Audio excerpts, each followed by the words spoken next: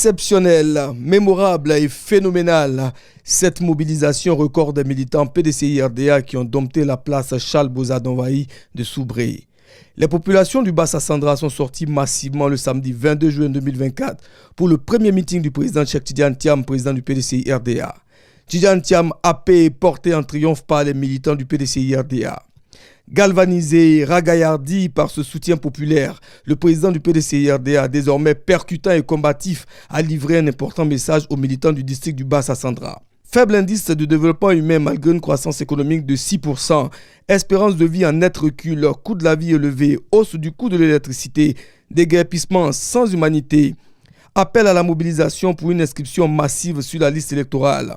En phase avec les populations, Cheikh Tidiane Thiam, leader de l'opposition ivoirienne, a été sans concession avec le régime RHGP. Militantes et militants du PDCI-RDA,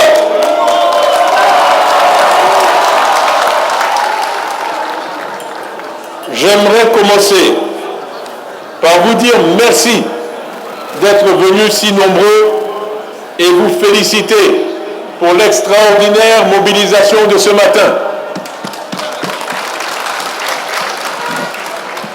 Vous êtes venus de toutes les régions et villes de la Nawa, du Boclé et de San Pedro, de Tabou, de Sassandra, de Grabo, de Grobou, de Krouyo, de Lilio, de Mayo.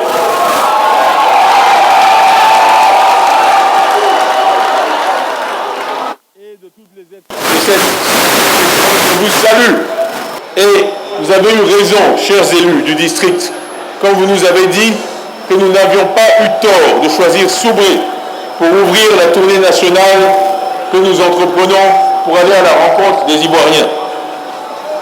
Je suis personnellement très heureux de me trouver dans la Nawa, cette région si importante pour notre économie ivoirienne et qui regorge de personnalités illustres et influentes qui ont beaucoup donné à notre parti et à la Côte d'Ivoire. Permettez-moi de saluer avec vous la mémoire de ces dignes fils et filles de la région. Je pense tout d'abord à cet illustre fils de la région dont la place qui nous reçoit ce jour porte le nom, le président Charles-Bozard-Donvaï.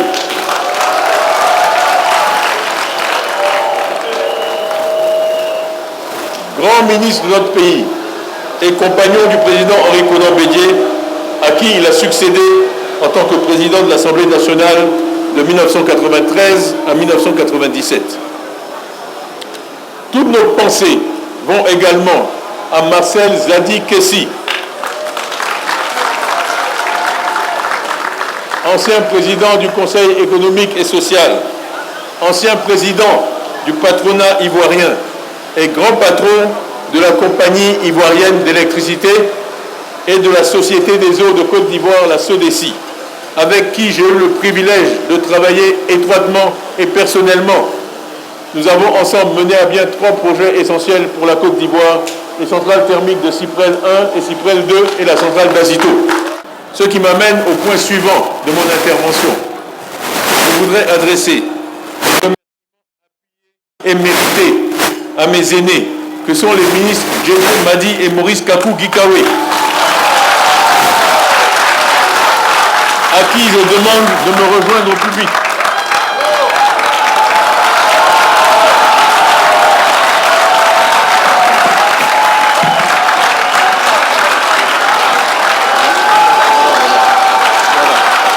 Je vous demande de les acclamer.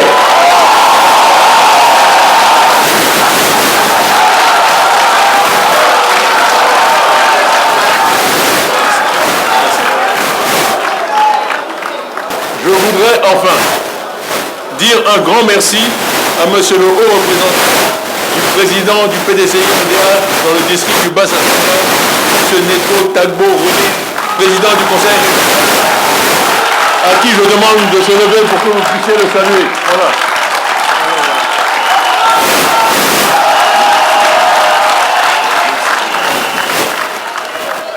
On ne fait rien tout seul.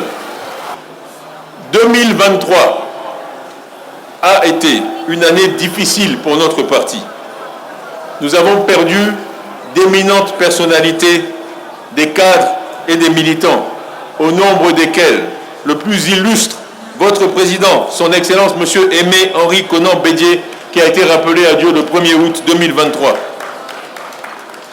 Je profite de ma venue ici pour dire un grand merci aux populations de toute la Côte d'Ivoire et surtout encore du Bas-Sassandra qui, dès l'annonce de la soudaine disparition de notre défunt président, se sont associés et ont pris part à toutes les étapes des obsèques, aussi bien à Abidjan qu'à Daoukro et à Pébressou. Votre présence, votre implication ont été d'un réconfort inestimable pour la famille du président et pour tous ces enfants que nous sommes. Grâce à vous et à l'implication de tous, nous avons pu rendre au président Bédié un hommage à la hauteur de sa contribution à notre pays et je vous serai reconnaissant d'observer un moment de silence en sa mémoire.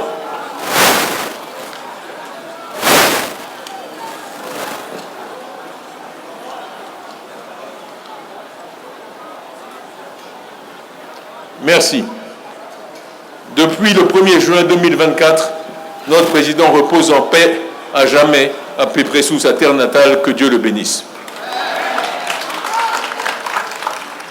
À la fin de l'année dernière, les instances de notre parti politique, lors de notre 8e congrès extraordinaire électif, tenu les 22 et 23 décembre 2023 à Yamoussoukro, vous, les militants, intrépide, infatigable, vous m'avez fait l'honneur de me porter à la présidence du PDCI RDA pour continuer l'œuvre des présidents Félix Houphouët-Boigny et Henri Konan Bédié.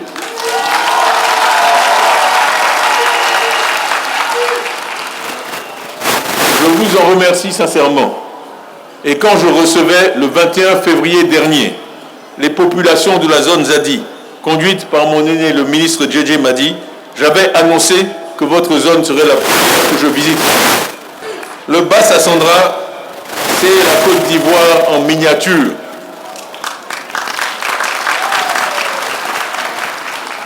C'est pour ça que je devais commencer par ici. Cette grande région de la Nawa est exceptionnelle dans le développement économique, social et culturel de notre pays. Par ses immenses potentialités naturelles et économiques, la Nawa est un puissant levier de notre bien-être collectif. En effet, sur cette terre, sur votre terre, travaillent en harmonie les populations venues de toute la Côte d'Ivoire, des pays voisins et même au-delà de toute la CEDEAO. Cette diversité que je vois devant moi est une force exceptionnelle pour votre région. Il y fait bon vivre et votre peuple est des plus accueillants. Merci. Vous êtes chez vous, mais grâce à votre attitude, nous sommes chez nous aussi ici. Cette belle cité, où nous sommes depuis 2 jours, vit cependant un paradoxe économique.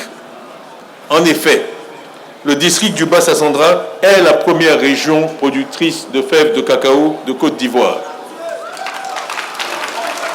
Grâce à votre travail.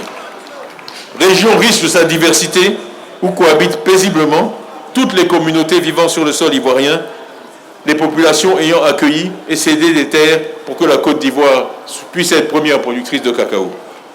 La région produit également en grande quantité de l'huile de palme, du caoutchouc naturel, etc. Et toute la Côte d'Ivoire agricole s'est donné rendez-vous dans la Nawa.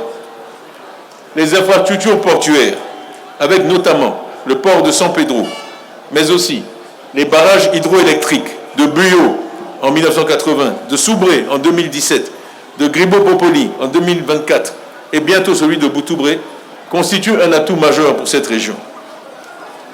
Malheureusement, cette zone aux richesses économiques indéniables demeure l'une des moins nanties en infrastructure, entraînant encore dans la région, et nous le regrettons amèrement, beaucoup de décès de femmes au moment de l'accouchement chaque année. Les routes économiques, notamment pour l'évacuation des produits agricoles ou les déplacements des personnes, sont encore trop peu nombreuses, dans un état déplorable, voire inexistante. Ce n'est pas acceptable, ce n'est plus acceptable, cela doit absolument changer.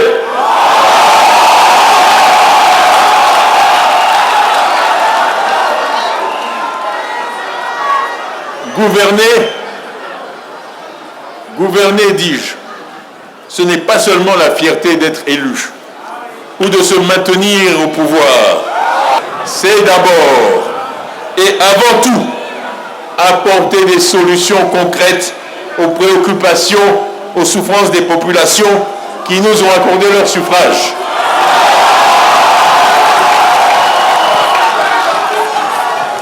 C'est véritablement se mettre au service des populations. Le quotidien des Ivoiriens est plus que difficile, nous le savons tous. Ils doivent faire face à des défis majeurs et de sérieuses difficultés pour prendre soin de leur famille. Je m'attarderai sur certains points. La mévente des produits agricoles, avec la paupérisation grandissante des populations rurales et de nos parents planteurs. La montée des eaux pendant la saison des pluies et les inondations qui paralysent nos villes et Abidjan en particulier, avec son lot de tristesse chaque année. Les déguerpissements poursuivis sans humanité ni compassion. Le coût sans cesse croissant de l'électricité pour les ménages et les entreprises, la cherté du coût de la vie, l'endettement massif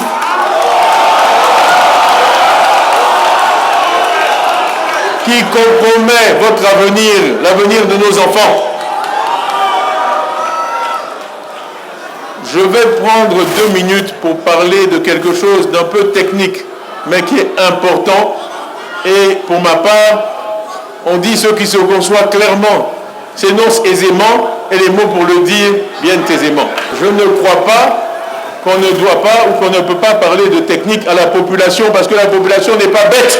Alors, je vais parler d'une chose qu'on appelle l'indice de développement humain. Ce n'est pas compliqué à comprendre. Ça mesure le développement humain à travers la santé et l'éducation. Donc ça mesure l'espérance de vie à la naissance, c'est-à-dire quand un enfant naît dans un pays, combien d'années on espère qu'il va pouvoir vivre. Il y a des pays où c'est 60 ans, des pays où c'est 80 ans, des pays où c'est 90 ans, et dans tous les pays du monde, c'est un chiffre qu'on essaie d'augmenter pour que les gens vivent plus longtemps, pour qu'il y ait moins de morts. Je pense que tout le monde peut comprendre ça. Merci. Le deuxième aspect, c'est l'éducation. On mesure le niveau d'éducation des populations. Alors, dans ce fameux indice IDH, indice du développement humain, en un an, la Côte d'Ivoire est passée de 159e à 166e sur 193 pays. Ce sont des chiffres officiels, incontestables, fournis par l'État de Côte d'Ivoire lui-même. Nous sommes donc dans les 30 derniers pays du monde. Nous avons reculé de 7 places en un an. Et je vais juste vous donner, parce que ces données sont officiellement disponibles, l'année où le PDCI a été chassé du pouvoir. En 1999, cet indice pour la Côte d'Ivoire était de 125. 125 dans le monde. C'était un rang honorable. Après avoir été 118e en 1990, nous avons après été étranglés par la dette. Depuis 2011, nous avons bénéficié d'un allègement de la dette très significatif. Et nous sommes 166e.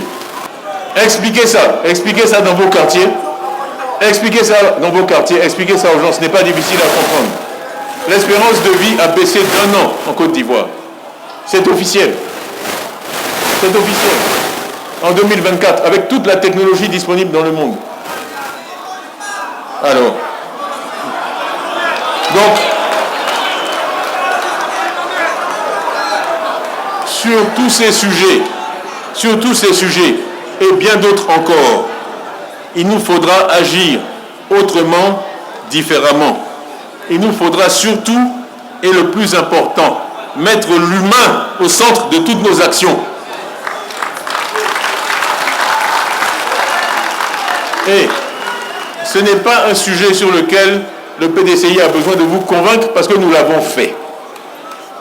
Nous l'avons fait quand nous étions au pouvoir. Ce n'est pas une chose qu'on doit apprendre à faire. Tout Ivoirien qui a plus de 30 ans, y compris les directions de tous les partis de Côte d'Ivoire, sont des produits du système éducatif créé et mis en place par le PDCI, c'est incontestable.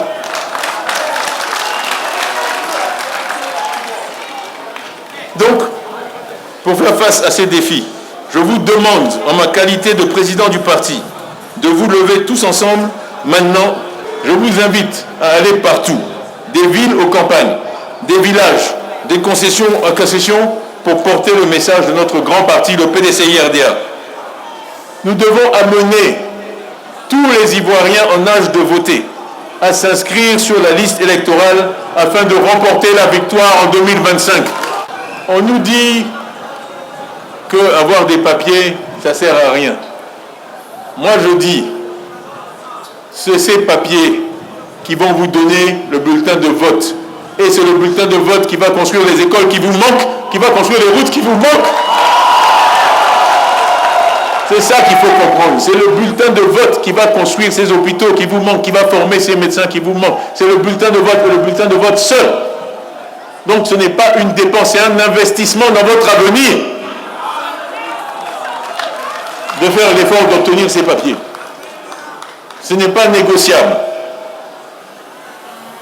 Donc, au niveau de notre parti, toutes les instances, toutes les régions, toutes les sections, tous les comités de base sont mobilisés pour faire de cet axe d'action une priorité et une urgence. Octobre 2025, c'est dans 15 mois. Et si nous travaillons avec application sur le terrain, la victoire est certaine.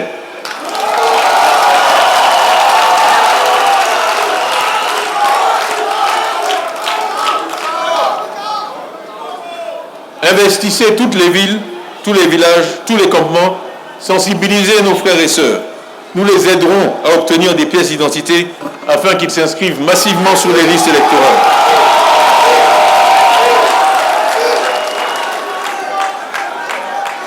Porter notre message d'union et de rassemblement et de paix partout dans le pays.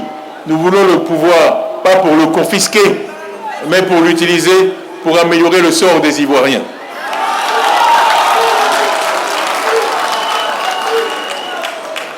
Ce message résonne aujourd'hui à travers tout le pays et se traduit en des adhésions massives qui s'élèvent à plusieurs milliers déjà. Je voudrais, à ce moment, continuer à lancer un appel à tous ceux qui sont restés en dehors de la politique pour une raison ou pour une autre, pour nous rejoindre. La porte de notre parti est toujours grande ouverte. Revenez ou engagez-vous afin que nous puissions ensemble poursuivre l'œuvre de construction de notre pays que nos ancêtres et nos parents ont entamée. Dites à tous, à toutes, de garder espoir et de ne point douter de la capacité du PDCI RDA à faire de notre pays un pays où il fait bon vivre, un pays de progrès pour tous et de bonheur pour chacun.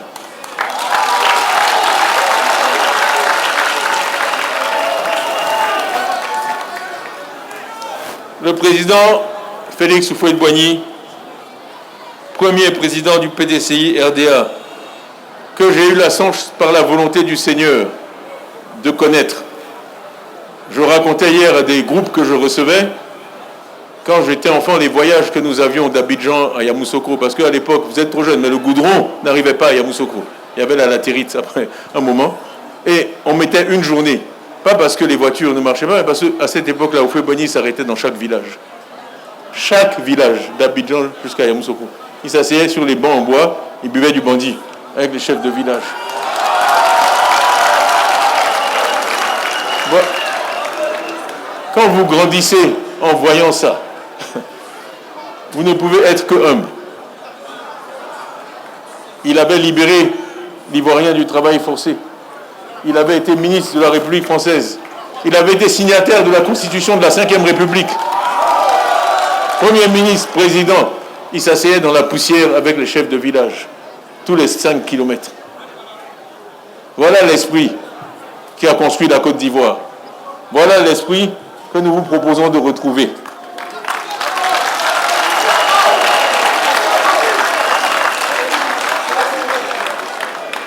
Après le président Houphouët-Boigny, le président Henri Konan Bédié a poursuivi efficacement son œuvre. Et nous, leurs héritiers, nous y arriverons sûrement par notre travail acharné, méthodique et notre unité. Est-ce que je peux compter sur vous ?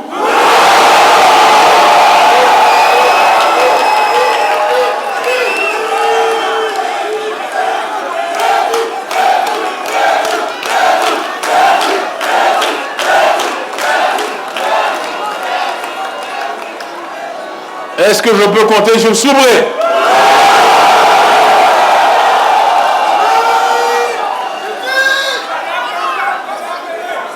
Est-ce que je peux compter sur le Bas-Sassandra ?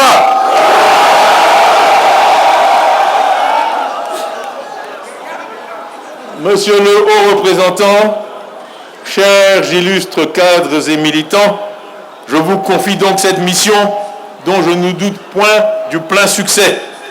Nous ferons le bilan ensemble très prochainement et je sais que vous serez à la hauteur du défi. Enfin, et pour terminer, je lance depuis Soubré ce que j'aimerais voir passer dans les mémoires comme l'appel de Soubré, un appel solennel à l'union de tous les fils de la région et par-delà de tous les fils et filles de notre beau pays. Tous ensemble, mettons-nous en ordre de bataille dès maintenant pour la victoire en 2025. Vive le PDCI-RDA, vive la Côte d'Ivoire, je vous remercie.